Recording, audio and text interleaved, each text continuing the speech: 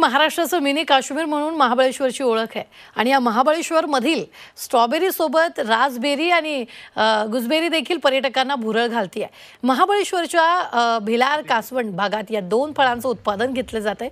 Strawberry सोबत Raspberry आणि गुजबेरीची मागणी पर्यटकांकडून वाढते आहे। तर याबाबत कासवंड भागात रासबेरी आणि गुजबेरीचं उत्पादन घेणारे शेतकरी अनिल धामुणसे यांच्याशी बातचीत केली आहे आमचे प्रतिनिधी तुषार तपासे यांनी। लाल चुटूक अशी स्ट्रॉबेरी आणि त्या स्ट्रॉबेरीच्या जोडीलाच आता रासबेरी आणि गुजबेरी ही पिकं सुद्धा या भागातली शेतकरी घेत आहेत आणि आज त्याची चव पर्यटकांना चाखता येते।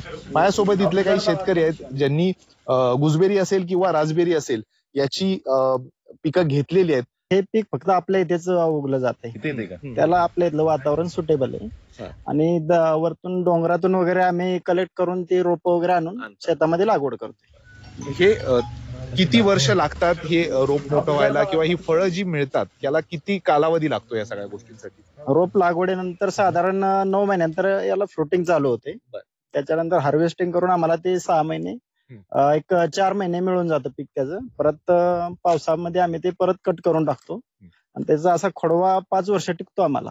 बघितलं तुम्ही, हे फार पूर्वीची जी व्हरायटी आहे, पूर्वजात व्हरायटी आहे, म्हणजे पिढ्यानपिढ्या ही आलेली व्हरायटी आहे। याला पूर्णपणे काटे असतात सर, बघा पूर्ण काट्यामुळे आहे ना, पूर्ण म्हणजे ह्याची लागण पूर्ण ह्याची छाटणी हे करून हे पीक हे जोमाने करायला लागतं। त्यानंतर ते पूर्णपणे काटेरी असल्यामुळे हाताला फार फोडे येतात, हातात फार पूर्ण रक्त येतं हे काढताना, बघा असे काटे आहेत आणि हे अवघड पीक असल्यामुळे जरा कष्ट जास्त आहेत, शेतकऱ्याला कष्ट करायला लागतं।